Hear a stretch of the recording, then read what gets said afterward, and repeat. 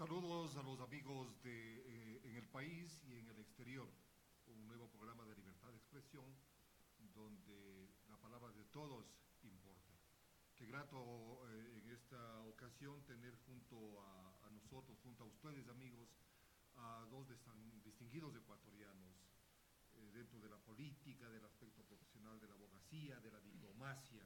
Me refiero al doctor Patricio Gijón Larco y al doctor Patricio Zuquilanda Duque. Bienvenidos a Libertad de Expresión, un programa que se transmite a través de Radio Unión en línea, emisora de la Unión Nacional de Periodistas. Bueno, pues me van a permitir, vamos a conversar sobre diversos aspectos de la vida actual del país. Estamos ya a puertas de un proceso electoral que va a decidir muchas cosas. Me atrevería a decir que va a decidir el futuro del país. Doctor Gijón, bienvenido. ¿Qué nos puede comentar al respecto? Gracias, buenos días, mucho gusto y muy grato compartir con Patricio Zuquilanda, a quien le tengo respeto y consideraciones personales. Y muchas gracias por su invitación. El Ecuador se enfrenta a dos opciones definidas. La una, que tiene que ver con el alargamiento de esta tortuosa noche populista e irresponsable que a mala hora llegó a gobernar el Ecuador y que ha permanecido por largos 10 años en el gobierno, un gobierno que ha pisoteado principales elementos de derechos humanos, un gobierno que le ha dado las espaldas al cumplimiento de elementales principios democráticos, un gobierno que ha reunido en una sola mano a las principales instituciones del Estado, un gobierno, en definitiva, que ha malgastado más de 300.000 millones de dólares, un gobierno que le tiene endeudado al Ecuador en más de 50.000 millones de dólares, un gobierno irresponsable que ha vaciado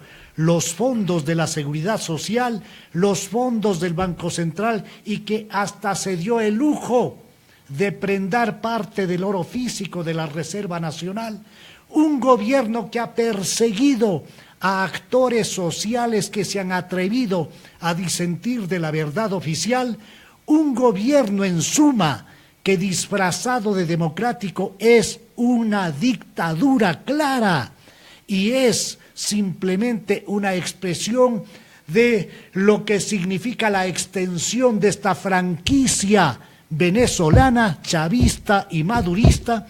Este gobierno se enfrenta a otra opción que le permite ser el vehículo para el retorno a la vida jurídica del país, a la democracia, a las libertades, al respeto social, a la ética en el manejo de la cosa pública. En definitiva, el Ecuador está dentro de una encrucijada muy clara. O vamos a ahondar este gobierno cleptómano que ha significado además escándalo tras escándalo en el manejo inescrupuloso de los fondos de los ecuatorianos, o avanzamos hacia un nuevo amanecer dentro de una reestructuración de la democracia y de las libertades. El país avanza hacia un proceso, a la culminación de un proceso electoral. Comenzó el 19 de febrero, culmina el 2 de abril con la segunda vuelta electoral y las cosas todavía no están muy claras, doctor Zuquilanda. Sí, es verdad. A ver, muchas gracias a la radio de la Unión Nacional de Periodistas, al programa Libertad de Expresión que conduce José Camino, y muchísimas gracias por la invitación y al enorme placer que es compartir esta mesa con ustedes dos y principalmente con mi tocayo Patricio Gijón, quien es uno de los intelectuales más distinguidos y uno de los políticos más definidos que hay en el país en este momento. Muchísimas gracias por estar en esta mesa conmigo. No, mira, yo no puedo estar en desacuerdo en ni una frase de las que acaba de expresar mi amigo, el doctor Gijón. él tiene toda la razón. Hemos estado viviendo en esa época oscura de la historia nacional. Y en relación con este tema que nos convoca a los ecuatorianos esta próxima semana, es decir, en pocos días, debo decirte lo siguiente. La primera cosa, hemos iniciado y estamos transitando un proceso electoral viciado desde el inicio, porque ¿a quién se le ocurre aceptar como Consejo Electoral y como Dirección de Registro Civil que dentro del padrón electoral hay miles de ciudadanos que están muertos y que están en el padrón? Es decir, ¿cómo es posible que haya un padrón que sea irregular? O sea, votamos encima de un padrón que es tramposo. Hay muertos metidos en un documento que es público y sobre el cual la gente va y vota. Segundo, tenemos en ese mismo padrón miles de bandidos de las FARC, de estos delincuentes. Están metidos ahí, hemos probado. Hemos denunciado esto a toda la ciudadanía y a todo el mundo. Y también gente que tiene 2, 3, 4 y hasta 5 cédulas de identidad y que puede ir a votar. Es decir, comenzamos mal. Y estas cosas que comienzan mal, como dice la gente mayor, terminan mal, ¿verdad? Entonces, esa es la primera cosa. La segunda cosa de alarma para todos los ciudadanos ecuatorianos, los extranjeros, residentes y domiciliados aquí en el país, y los ecuatorianos que viven en el exterior. Ellos deben saber lo siguiente, que la energía de los partidos políticos, la energía financiera y de recursos humanos de los partidos, se está ocupando en hacer lo que llamamos el control electoral, en donde se ha visto, como se dice, una barbarie de esta naturaleza. Porque se entiende que el Consejo Electoral es el órgano más nítido, es tanto como una Corte Suprema de Justicia, tiene que ser absolutamente blanco, es decir, garantizar el respeto total al voto de cada ciudadano con el propósito de que la democracia superviva, continúe, porque ahí es el inicio de la democracia. ¿Cómo es posible que los partidos políticos tengamos que destinar recursos de cualquier naturaleza para controlar ecuatorianos sobre ecuatorianos para que le digan, oiga, no me vas a hacer trampa? Sí, esto no se ve en ninguna parte del mundo. Todos los partidos deberían estar haciendo proselitismo, ganando votos, convenciendo a la ciudadanía de los beneficios de sus propuestas económicas, políticas, financieras, sociales. Pero no, los partidos en este momento mismo, por ejemplo, en el Dan Carton, en el hotel de aquí, que queda en la Avenida El Salvador, están reunidos todos los representantes en este instante de las mayores agrupaciones políticas que hay en el país, planificando control electoral, haciendo control electoral, pero eso cuesta dinero. El salón cuesta, la luz cuesta, todo lo que la movilización, todo cuesta, y luego después tenemos que destinar como 45,000 personas para que hagan control electoral. Es decir, 45,000 ecuatorianos que traten definitivamente de evitar que otros ecuatorianos le roben el voto a la ciudadanía. Doctor Suquilanda, le eso interrumpo. es ilegal. Anteriormente, en procesos electorales de años anteriores, previo al proceso, a través de un medio de comunicación nacional, se exhibía o se mostraba el padrón electoral, donde constaban todos los ciudadanos con su número de cédula en capacidad de votar. ¿Por qué ahora no eso? Bien, felizmente, José, los tres que estamos aquí sentados, ¿no?, tenemos la edad suficiente para recordar lo que acabas de decir. Inclusive, tú rememoras el hecho de que en los principales diarios nacionales se publicaba el padrón electoral, y eran unos libros así, en donde tú abrías eso, veías la letra de tu apellido y sabías que mesa todo, y ahí estaban, y no había trampa. Es decir, no estaban miles de guerrilleros, ni estaban miles de muertos, ni nada. Es decir, ahí estaba la gente que debía estar, nada más. Pero ahora no se hace eso. Nosotros hemos pedido que haya una nitidez en los 8 procesos que significa todo el sistema electoral. Pero esos 8 procesos no han sido cumplidos por el Consejo Electoral. Más aún este señor Pozo, que a mí me parece una cosa monstruosa la actitud de él. No, mira, aquí se estructuró por impulso, voy a decirte la verdad, por iniciativa del Partido Sociedad Patriótica, se incentivó la agrupación de lo que se llama el Acuerdo Nacional por la Transparencia Electoral, que agrupa a las 17 entidades más importantes políticas de la nación, a los representantes, a las cabezas de esas organizaciones. Y esa agrupación, que tiene gente destacadísima, gente muy importante y además que representa a estas agrupaciones, ha venido solicitándole cita a Pozo, al presidente del Consejo Electoral, y Pozo nunca ha dado respuesta. No, nunca ha dado respuesta. O sea, nunca ha recibido a las agrupaciones políticas. Y sin embargo, en la televisión, en la radio, en la prensa, ustedes ven que dice: me reuní con las agrupaciones políticas para hacer todo el proceso, los 8 sistemas. Eso no es cierto, eso no es verdad. Doctor Gijón, retomando las palabras de doctor Zuquilanda, ¿usted cree que se puede producir un fraude el 2 de abril? Creo que ya se inició el fraude electoral desde la primera vuelta. No podemos nosotros admitir la presencia de un árbitro electoral que está conformado por un mal llamado Consejo Nacional Electoral, 5 ciudadanos que pertenecen a un solo partido político. Antes de eso, esto podría haber sido impensable. Antiguamente, el Tribunal Supremo Electoral estaba conformado por delegados de los principales partidos políticos del Ecuador, de tal manera que eso permitía un grado de confiabilidad, un grado de sensatez en el manejo de todo el aparataje electoral. La situación es tan compleja que alguna de las autoridades a la que no se le dejó hablar mucho en el Ecuador y que había sido presidenta del Consejo Nacional Electoral de Venezuela, vino al Ecuador y dijo que el fraude se prepara antes de las elecciones, en las elecciones y después de las elecciones.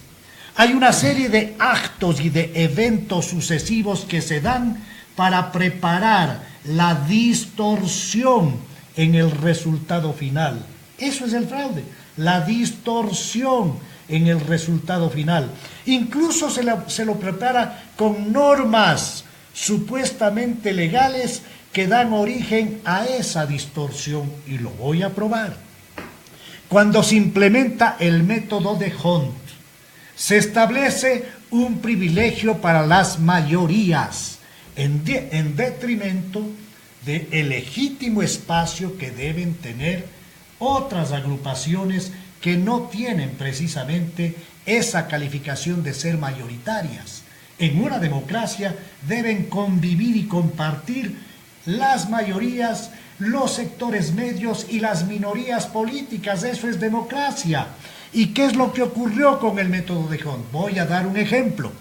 Si es que la población de la SUAY, para hablar de listas, vota por una plancha, esto es por toda una lista, y tiene el 51% de votos válidos en plancha esa lista, lleva una representación a la Asamblea Nacional del 95%. ¿Esto será democrático? ¿Esto corresponderá a una justicia electoral? De ninguna manera. Esto ya es preparar la cancha para meter la mano en un proceso electoral que luego no va a reflejar la voluntad del pueblo expresado en las urnas. Luego viene el momento de las elecciones. Antes de eso, ¿cómo se manejan los sistemas de comunicación en el Ecuador? ¿Para qué ha servido los canales incautados? ¿Para qué han servido los canales incautados y el mal llamado Ecuador TV? Yo invito a la ciudadanía a tener un poco de dolor de estómago y ver pocos minutos.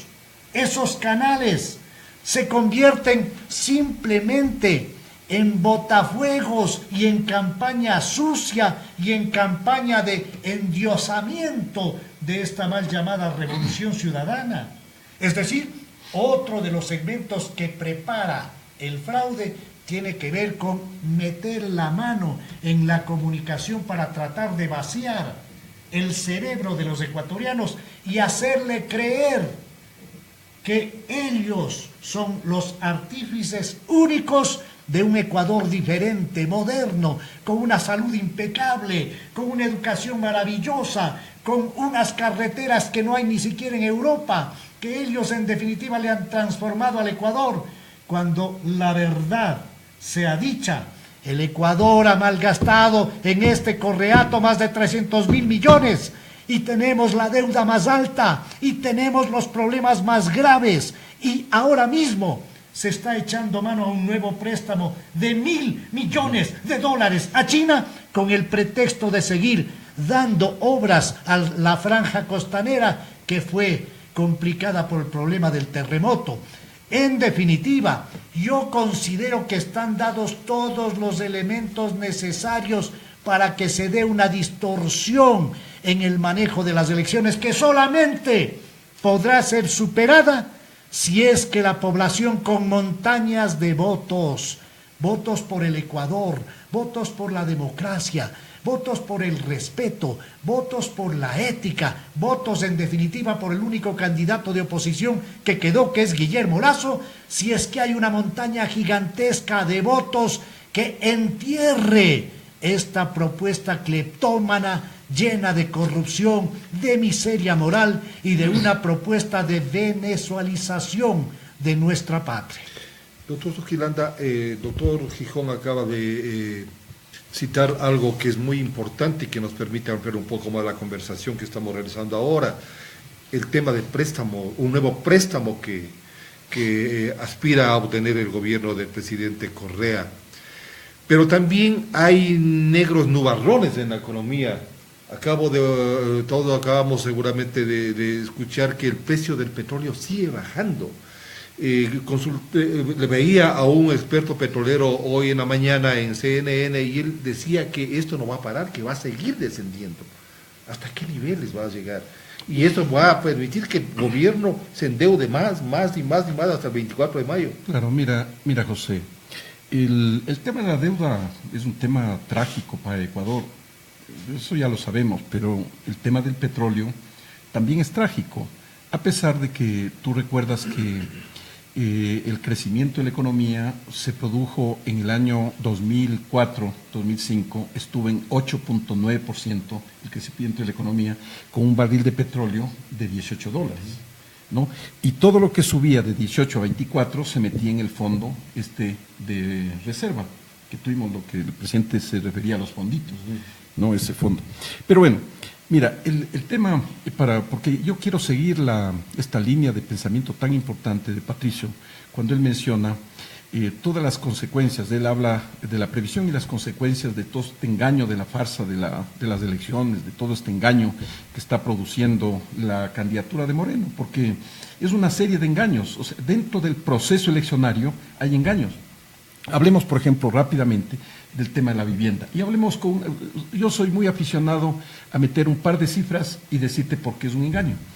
Mira, en este momento hay contabilizadas 700.000 familias que no tienen vivienda en Ecuador. 700.000, nada más. O sea, no le pongas ni más ni menos. 700.000 familias no tienen vivienda.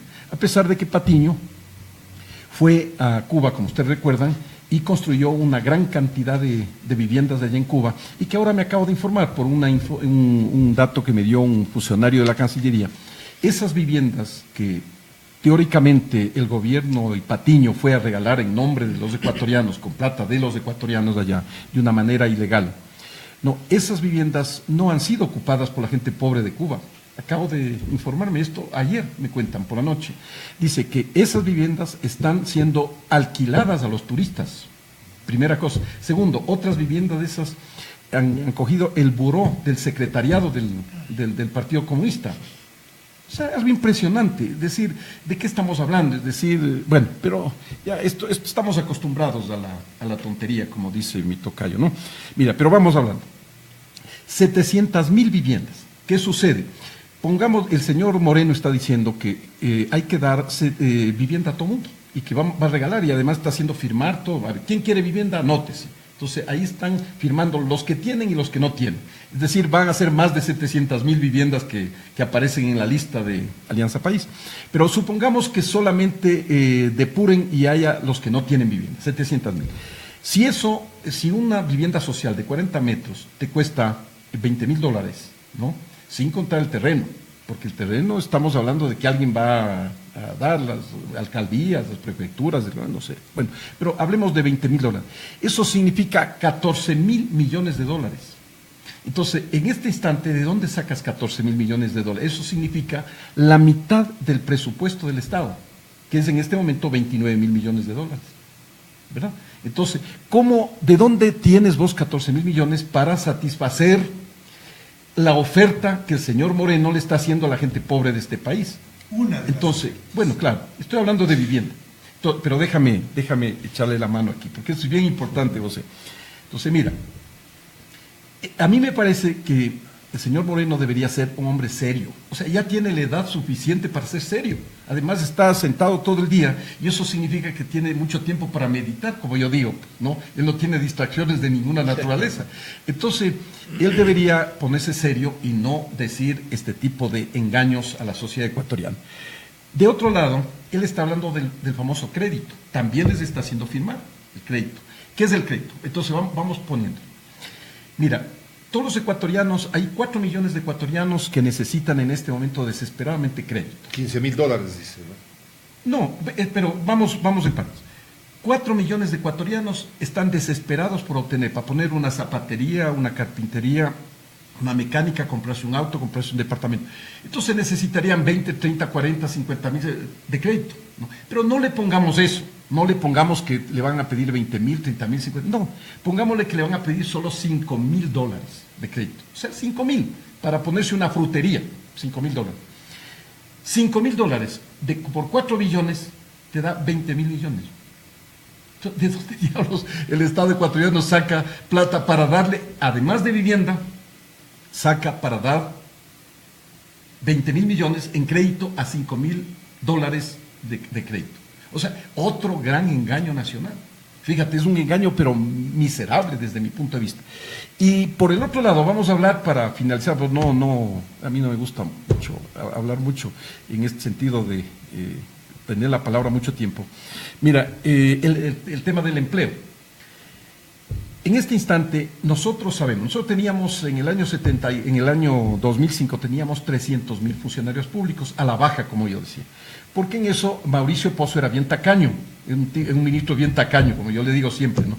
Entonces él nos obligó a todos los ministros de Estado para reducir funcionarios, pero no con renuncias voluntarias, como decían ahora, sino con indemnización. O sea, los que querían salir, les daban una indemnización y salían. Entonces teníamos 300,000 a la baja. En este momento hay 840,000 funcionarios públicos en el sistema. Entonces, ¿qué vas a hacer con esos 540,000 funcionarios públicos de exceso? Porque es un exceso brutal. Entonces, ahí el Estado ya tiene esos empleados, ¿qué vas a hacer? Si el señor Moreno dice, vamos a dar empleo a todos, significa que en este instante tenemos el 64% de los ecuatorianos están desempleados o subempleados. Eso significa que necesitamos como más de 4 millones de gentes que necesitan trabajo. O empleo, ambas cosas, pues son dos cosas distintas, trabajo y empleo. O empleo o trabajo. Entonces, necesitamos 4,5 millones por lo menos de nuevos trabajos o nuevos empleos. ¿Cómo va a ser este señor si no tiene un plan de desarrollo regional, un plan de desarrollo para creación y oferta de trabajo, y tampoco tiene posibilidades de recibir inversiones de ninguna naturaleza? Porque debo decir, para concluir mi intervención en este instante, debo decir que Ecuador recibe menos inversiones que Haití. Haití recibe 500 millones de inversiones, Ecuador recibe 320 millones de inversiones, menos que Haití, que es la economía más pobre del hemisferio y una de las más pobres del mundo. Doctor Gijón, siguiendo en la línea del empleo, pero también el señor Lasso anuncia 1,000,000 de empleos. ¿Es factible eso? Permítame expresar algo en relación a la propuesta que viene haciendo el candidato del Correato. Es realmente una propuesta que se aleja de toda posibilidad de cumplimiento. Esto significa que le está mintiendo al Ecuador. Y un mandatario, porque él ha estado ya en la vicepresidencia de la República, un exmandatario, ahora candidato a la primera magistratura del Estado, que mienta. Esto es algo muy grave. Esto se aparta de líneas éticas. El principal problema que tiene el Ecuador se llama el desempleo, el subempleo. Ahora se han inventado otro tipo de calificativos para hablar de empleos inadecuados y otras calificaciones que no tienen sentido. El tema, para que se entienda claramente, de 10 ecuatorianos, 6 están desempleados, punto. Y eso significa hambre, y eso significa desesperación, y eso significa problemas en la estructura social. Pero naturalmente, si a eso se acompaña una campaña gigantesca de comunicación permanente, estas famosas sabatinas y campañas que nunca concluyen, mediante las cuales se dice que el Ecuador tiene otro tipo de situación, hablan de la década ganada. Yo estoy por darles la razón. Es una década ganada para los Capaya, por supuesto. Es una década ganada para los Pedro Delgado, por supuesto. Es una década ganada para los Merizalde, por supuesto. Es una década ganada para los Calvopiña, sin duda, pero perdida para la gran mayoría del pueblo ecuatoriano, que engañado algún momento le dio el respaldo a esta mal llamada revolución ciudadana. ¿Qué es lo que pasa en el fondo? Ellos lo único que aspiran es alargar la impunidad. ¿Qué es impunidad? Alejarse de la posibilidad de ser juzgados, alejarse de la cárcel. Eso es impunidad. Eso quieren ellos. Curiosamente, se ha dado un círculo vicioso en el manejo del gobierno más corrupto de la historia del país. ¿Cuál es ese círculo vicioso? Primero, endiosan a ciertos funcionarios. Les dicen de todo, son los mejores ciudadanos de la tierra. Eso pasó con el primo, el señor Delgado, un legislador al que se le persiguió, por supuesto. Denunció al país que este hombre no tenía título de economista. ¿Qué fue lo que ocurrió? Le persiguieron al denunciante, le sacaron del Congreso. ¿Y qué es lo que pasa con el denunciado? Fue él merecedor de los mayores homenajes nacionales con fondos de todos los ecuatorianos. Y luego de eso se prepara la fuga, él pide disculpas, dice que sí, que fue un error de juventud, que no tiene título, pero que ya va a regresar porque un hijito se casa. Se va en primera clase, le dejan en carro oficial en el aeropuerto, hasta luego. Como luego a él no le cumplen una serie de promesas porque las mafias tienen códigos, él abre la boca y los denuncia. Pero claro, ahora se dice desde acá que no se puede creer en la palabra de un delincuente. Delincuente que estuvo muy cerca del gobierno nacional. Otro caso, el señor Capaya, ministro del petróleo, ministro de energía, por donde se han manejado todos los negocios más grandes del país. También endiosado. También el presidente en varias sabatinas puso la mano al fuego en favor de Carlos Pareja Llanuselli. Luego hay problemas, se organiza la salida. Él ha dicho, le ha informado al país que fue a hablar con el vicepresidente Glass, que le dijo que tenía que salir, que habló con el fiscal y que también coincidió que debía salir. Se va a Miami.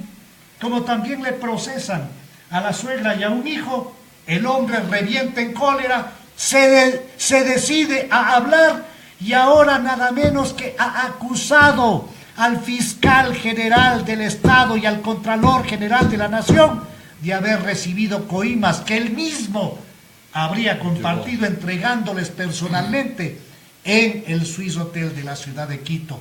¿En qué país estamos? ¿Con qué gobierno estamos? Es hora de abrir los ojos y de buscar el cambio de la estructura fundamental, porque esto no funciona más.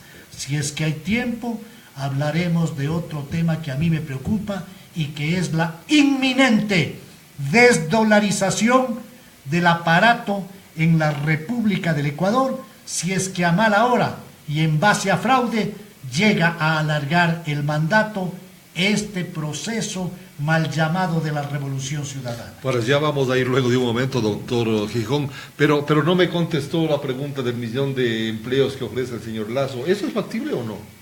Entiendo que hay una propuesta en función de encontrar mecanismos que permitan no solamente la generación de plazas de empleo público. El Correato, lo que nos ha dicho hace un momento el doctor Zuquilanda, lo que ha hecho es inflar inmoderadamente al sector burocrático del Ecuador. Lo que plantea Lasso es dinamizar el aparato productivo desde el sector privado, dinamizar, optimizar los emprendimientos de la juventud, buscar nuevos nichos de emprendimiento, encontrar, de lo que también aquí se ha hablado, inversión extranjera sana. No es posible que se hable de la década ganada cuando en el Ecuador tenemos una inversión extranjera directa menor a la de Haití. Es una vergüenza para un gobierno que no podría presentar su cara ante el mundo frente a estas cifras. Pero entonces yo creo que la propuesta está encaminada a dinamizar procesos que vayan a buscar otro tipo de proyectos en cadena que permita el acceso a empleo y trabajo, que permita que la población ecuatoriana tenga lo que quiere, lo que a gritos pide. Lo que pide no es limosna, no pide que le dupliquen el bono, que es otra de las ofertas falsas del señor Moreno. Lo que pide es trabajo, lo que pide es empleo, lo que pide es un puesto para llevar decentemente el pan a sus hijos. Doctor Zuquilanda, si bien el país en épocas anteriores, con gobiernos anteriores, y recordemos ahora la época, los gobiernos del doctor José María Velasco Ibarra, que tenía una, si el término cabe, una afición por construir carreteras. Luego de Eloy Alfaro, que construyó el ferrocarril e integró al país, el doctor Velasco Ibarra fue uno de los más fervientes constructores en el Ecuador. Unió al país a través de varias carreteras. Este gobierno ha hecho, o no ha hecho, ha mejorado carreteras. Eso es indudable, ahí están las carreteras. Ha mejorado mucho. Ha construido hospitales, ha construido mejores escuelas. Y eso no se le puede desconocer. Claro que no. Si los ecuatorianos, ¿acaso que somos tontos? Los ecuatorianos somos seres racionales, que aplaudimos la obra pública. Todos los gobiernos, de acuerdo a sus posibilidades, de acuerdo a sus presupuestos, han hecho obra pública. Como decía el doctor Gijón, no, con semejante cantidad de dinero que ha tenido, pues tenía que hacer algo, porque si no hacía nada habría sido un desastre, ¿verdad? Si los ecuatorianos no nos oponemos a que se haga obra pública, los ecuatorianos nos oponemos a que esa obra pública tenga que ser hecha con honestidad. Es decir, que, por ejemplo, edificios como la UNASUR, hablemos del edificio este que hay ahí en la mitad del mundo, que muchos ecuatorianos del exterior habrán visto. Un edificio que comenzó presupuestado con 5 millones y en el transcurso del día fue subiendo a 18, 19, 27 y terminó en 42 millones de dólares. Y con los aditamentos que hay internamente dentro del edificio, cuesta 59 millones de dólares, para que esté un señor que fue acusado de ser financiado por los narcotraficantes, es decir, Samper. El famoso proceso 8000. Claro, famoso. Por eso digo que tenemos la edad suficiente para entender todo lo que estamos hablando. Mira, entonces, las carreteras, que tú bien anotas, ahí nosotros recibimos el asesoramiento, yo particularmente, el asesoramiento de un ingeniero que había colaborado con todo el sistema vial, y él decía que solamente hay 3 carreteras nuevas en el país, hechas en el gobierno. Las demás carreteras son ampliadas y vueltas a pavimentar, nada más, y a unos precios extravagantes, es decir, de deshonestidad. Entonces, a eso nos oponemos los ecuatorianos, ¿no? A la magnífica ganancia que han hecho estas personas que están desaforados haciendo edificios y construcciones para ganar dinero. A ver, mira, voy a decirlo, yo soy experto en planificación y desarrollo, y nosotros caminamos por el país, ¿no? Ustedes saben más que nadie que nosotros no somos dueños de helicópteros, ni barcos, ni aviones, y caminamos. Y en esta vez acabo de yo comprobar en el país que cuando vos sales de la carretera principal, a 100 metros ahí, 50 metros, ya comienzan los gravísimos problemas de las vías internas del país. Las de tercer orden. Bueno, eso es un desastre, es una cosa monstruosa. La gente, los campesinos viven en las peores condiciones del mundo. ¿Y qué sucede? Aquí en Quito, no nos vayamos ahí. Tú eres vecino aquí, de un edificio que está aquí a la vuelta, 2 cuadras. Un edificio monstruoso, que dicen que cuesta 320 o 360 millones de dólares, no, si no estoy errado, alguien debe corregirme eso, pero encima de 300 millones de dólares. ¿Cómo puede un país como el ecuatoriano, un país como Ecuador, cómo puede gastarse en un edificio en Quito de 300 y más millones de dólares para albergar a burócratas? Por favor, o sea, esto me parece tan idiota, tan estúpido desde mi punto de vista, porque yo conozco todo el país, los sitios más terribles.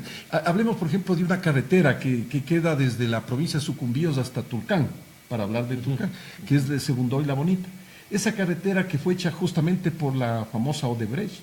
Esa carretera está despedazada, carreteras despedazadas. ¿Cómo no se utiliza la plata esa, en lugar de hacer un edificio para burócratas, en rehabilitar, en mejorar todas las carreteras internas productivas del Ecuador? Es decir, hay una malversación, un mal gasto, un derroche, lo que vos quieras, todas las palabras del mundo. No me parece que el dinero ecuatoriano ha sido bien administrado, pero claro, han hecho estos edificios porque la gente dice, el vulgo dice, claro, haciendo un edificio rápidamente cogen las coimas, cogen la plata, cogen las ganancias. Es decir, el edificio no debe costar 360, pues si cuesta 360 ya una gran cantidad de ese dinero se lo han llevado. Bueno, entonces, eso es muy desagradable. Claro, bueno, y hablando del edificio, de la justicia de este sector, no porque haya un buen edificio, un lindo edificio, va a mejorar la justicia, doctor. No, el tema de la implementación física no abona al mejoramiento cualitativo de un sector tan sensible, tan importante como es la justicia. La justicia en el Ecuador lamentablemente también fue cooptada por el Correato.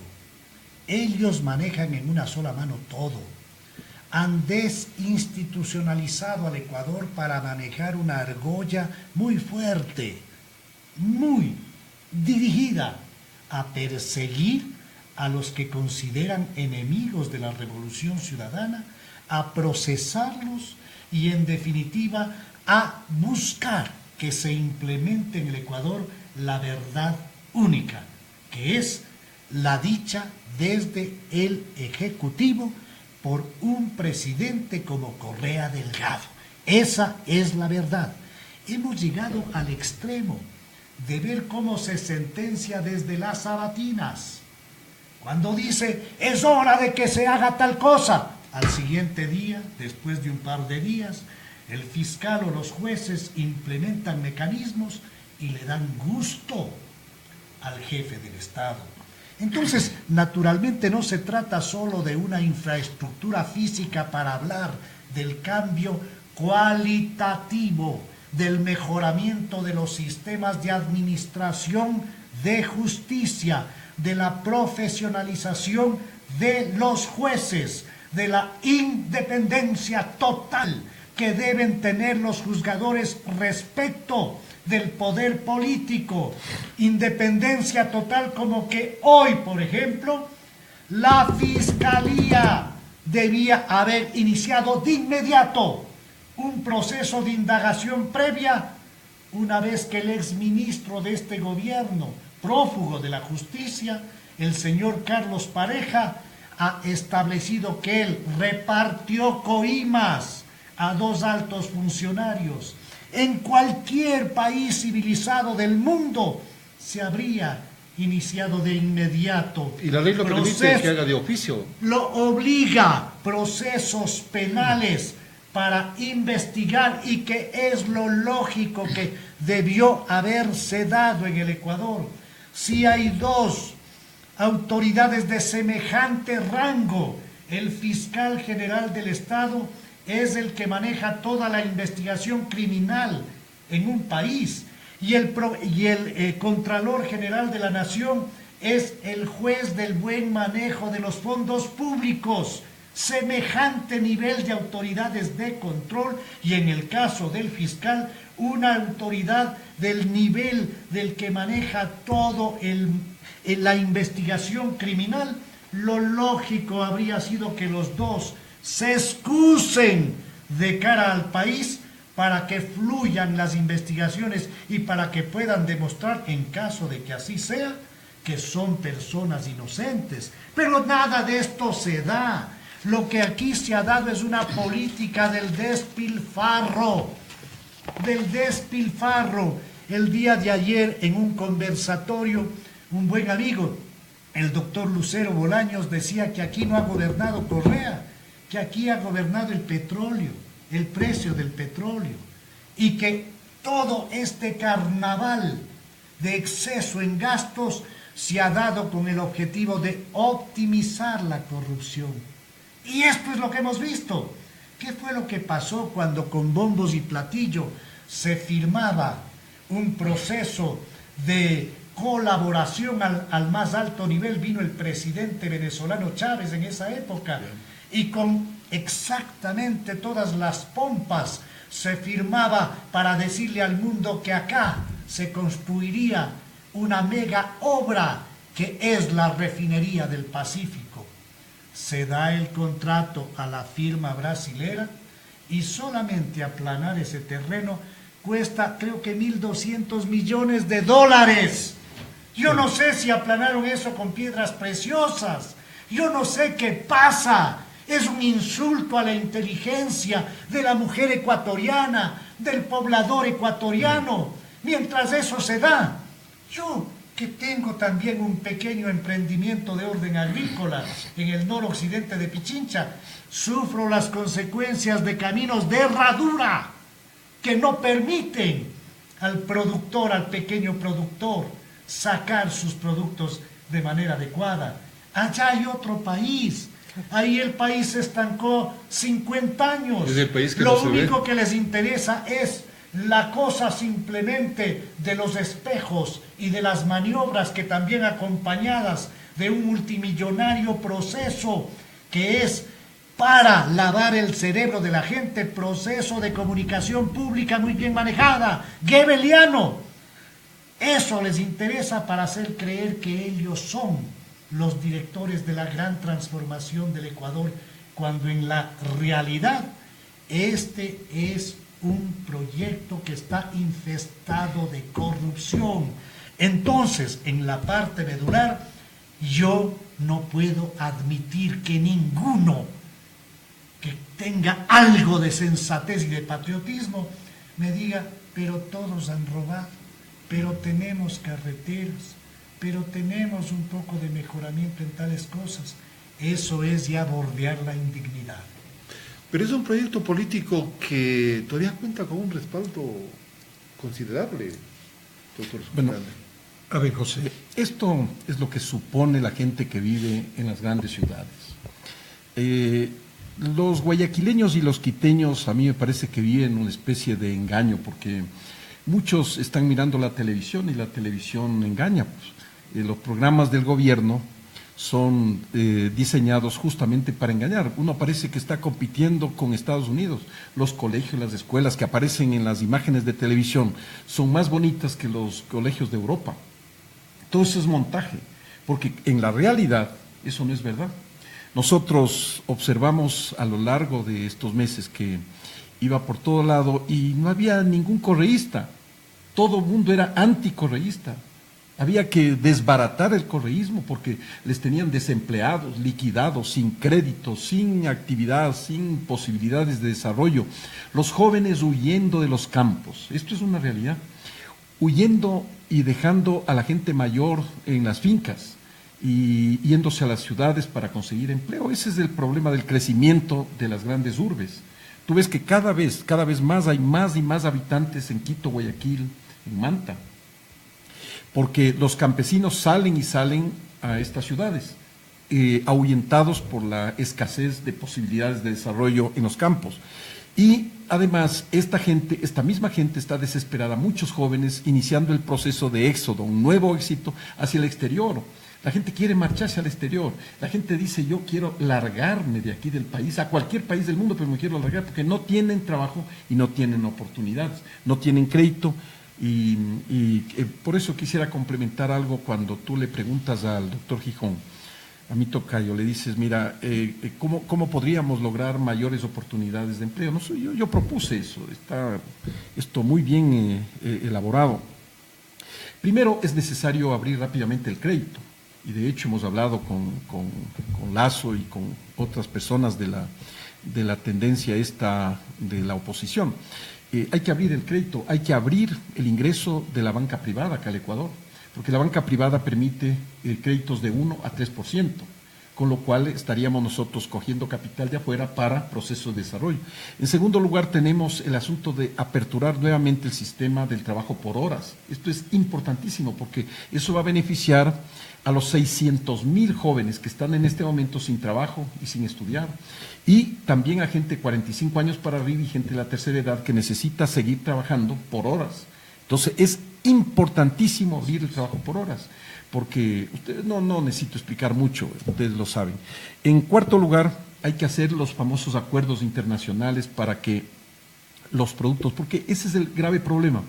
Los campesinos ecuatorianos, los que se rajan trabajando de sol a sol, a esos campesinos ecuatorianos no les dan ninguna oportunidad, les cobran el mismo IVA que nos cobran en las ciudades en donde vos sacas la mano. Están universidades, colegios, buenos teatros, buenos cafés, buenos restaurantes, educación, salud, vivienda, agua potable. Pero al mismo campesino, ese que se raja trabajando para darte alimentos baratos a las ciudades, a ese tipo le clavas el 14% de IVA y le clavas aranceles para que no pueda comprar maquinaria y cosas así. Entonces eso hace huir a la gente, ¿no? Entonces, eso hay que evitar rápidamente, quitándoles esos aranceles, bajándoles el IVA y los impuestos, y además haciéndoles acuerdos comerciales internacionales para que sus productos, porque además de ellos producen los productos que van a sostener la dolarización que tú te referías hace un momento, tocayo, y a sostener la economía nacional. Esos campesinos deben ser inmediatamente apoyados con acuerdos internacionales, porque la Cancillería ecuatoriana hace 10 años se ha pasado rascando la barriga, como yo digo, y no ha hecho ningún acuerdo con ninguna potencia mundial. Ha hecho un acuerdo con Honduras, con países inservibles desde el punto de vista de nuestros intereses económicos, me refiero. Entonces, ¿qué pasa? Que tenemos que abrir a las mayores potencias del mundo las posibilidades de comercio internacional para que se genere empleo. Y en cuarto lugar, tenemos también que abrir la economía ecuatoriana y exonerar a todas las empresas nacionales e internacionales para que vengan a Ecuador, exonerándole de impuestos. Aquellas empresas que se instalen en Quito, Guayaquil, les daríamos 5 años de exoneración total de impuestos, a las que se instalen en las provincias 10 años, y a las que se instalen en el cordón fronterizo y áreas de desastres naturales 15 años. Es la única manera de que pongas una inyección directa a la economía nacional y puedas generar rápidamente inversiones y empleo.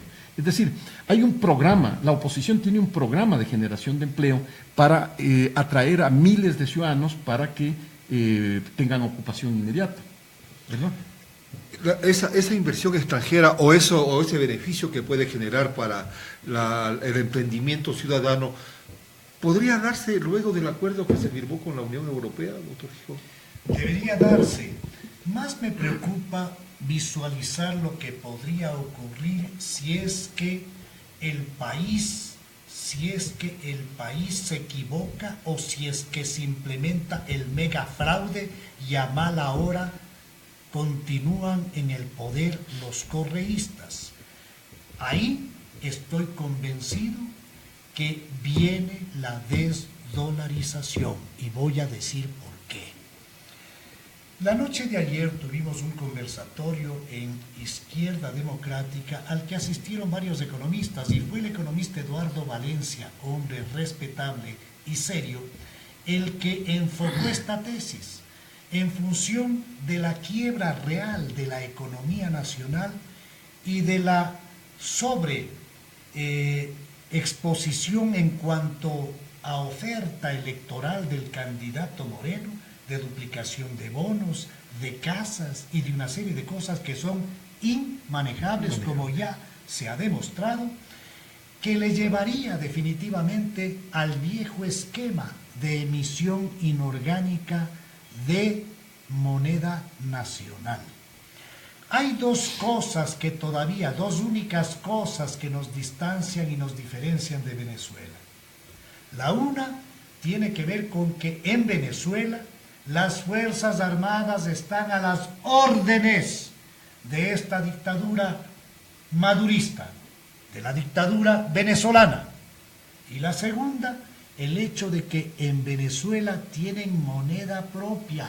Por eso hemos visto cómo a diario se devalúa y la gente incluso está escarbando en la basura buscando algo de comer. La diferencia con el Ecuador es que acá yo creo que las Fuerzas Armadas no se van a dejar manosear por una cleptomanía que pretende apoderarse de todo y convertir en el brazo armado de esta falsa y amoral supuesta revolución ciudadana. Yo creo que no se van a prestar los uniformados de mi patria a semejante propósito. Y la segunda, el Ecuador tiene el dólar. Y el dólar ha significado la estabilidad monetaria, la confiabilidad tanto desde el exterior como en la población nacional. Ecuatorianos, si ustedes quieren que esto se facilite y que la dolarización se vaya por el caño y venga nuevamente la propuesta de una moneda nacional que sea mal manejada, pues ya tienen habilitado el camino. Creo que estamos a tiempo para reaccionar. Y algo que me preocupa, en el caso de que gane el candidato de la oposición, Guillermo Lasso, por el que vamos a votar, sin duda me preocupa su gobernabilidad. No es fácil. Si no hay la coincidencia de actores, no solamente políticos, sino de la sociedad civil, si no hay una concertación mínima en una propuesta nacional de empleo, de seguridad social, de la posibilidad de la recuperación de la institucionalidad en el Ecuador, de la posibilidad de abrirse hacia nuevos mercados internacionales de crédito, si no hay un consenso mínimo, la gobernabilidad también será muy difícil. Alguien me hablaba de que como nunca se hace necesario un gobierno de concertación democrática nacional que permita lograr recuperar las libertades, la democracia, las instituciones, la economía, la honestidad, la justicia. No es fácil, la cancha está muy complicada, así le deja un gobierno amoral con una situación de enorme peso que va en detrimento de la gobernabilidad. Nos quedan poquísimos minutos, lamentablemente. El tiempo vuela. Patricio. ¿Cuál de los dos Patricios? Patricio Zuquilanda. Patricio Zuquilanda. Bueno, nos quedan varios temas en el tapete, pero una última reflexión. Mira, yo quiero apalancarme en lo que acaba de decir el doctor Gijón. Mira, nosotros no tuvimos éxito en la convocatoria que hicimos a la unidad para presentar un solo candidato a la presidencia contra el correísmo. No tuvimos éxito para presentar una sola plancha de diputados, porque ese es el gran esfuerzo que hicimos definitivamente para conseguirlo. No, porque muchos líderes de boca para afuera decían que sí la unidad, pero de boca para adentro y en sus corazones no estaban pensando igual. Y no quiero utilizar la palabra fracasamos, no tuvimos éxito y no lo conseguimos a pesar de que toda la sociedad ecuatoriana gritaba por la unidad, ¿no? Las agrupaciones políticas no lo consiguieron. Fíjate, pero es fundamental, inmediatamente eso planteamos lo que yo llamo, y yo lo dije varias veces, inclusive en los debates presidenciales, lo dije, el cogobierno. Exactamente, porque esa es la visión, por eso me apalanco en lo que acaba de decir mi tocayo, esa es la visión de la gente patriota. Mira, es imposible, física, económica, sociológicamente imposible, que el gobierno que venga, cualquiera que este sea, que no entre en la mentalidad de un cogobierno. Aquí tiene que todo ecuatoriano, todas las agrupaciones, todas las fundaciones, las asociaciones, la sociedad civil, todo lo que se llama, tienen que colaborar dentro de un gran Frente Nacional de Salvación. Porque esto es un asunto de salvación. Ya el tocayo ha dicho con una diafanidad total toda la mugrera que se está viviendo en el país. Entonces la reconstrucción de la plataforma moral, la reconstrucción de la economía, de las finanzas, del ambiente hasta religioso, hasta ético de la nación tiene que reestructurarse y por lo tanto para eso necesita la colaboración de todo mundo. Es decir, todos tienen que colaborar para que la nación no vaya por el camino de Venezuela, peor de Cuba, peor de Laos, de Bután, de Camboya.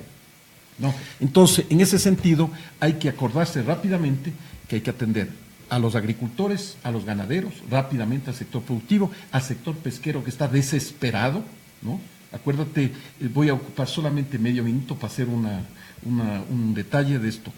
Mira, hemos pasado 10 años con la mayor cantidad de plata. Ahí, frente a las costas ecuatorianas, hay varias flotas pesqueras de alto calado, la flota rusa, la flota coreana, la flota china, la flota norteamericana, pescando en aguas territoriales y jurisdiccionales ecuatorianas.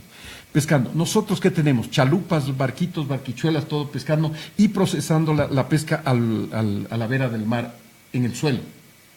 No hemos tenido el valor de hacer una gran flota pesquera, la mayor flota pesquera del mundo, a pesar de que hemos tenido la mayor cantidad de dinero.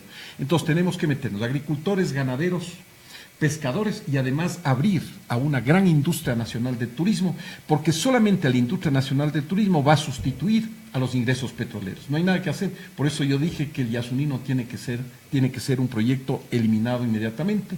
La minería a cielo abierto no puede mantenerse porque eso es un envenenamiento brutal. Yo estuve en Tandaime, allá en toda la zona esta de los chinos. Los chinos, y este es el dato, esta es la novedad. Yo he visto, no es que me contaron, no es que he leído, no, yo he visto. Los chinos se están llevando los bloques de territorio ecuatoriano, con todo. O sea, el sector minero no es que están extrayendo el oro, la plata, el platino, no. Se están llevando los bloques, con tierra y todo, con piedras y todo en los barcos, ¿no?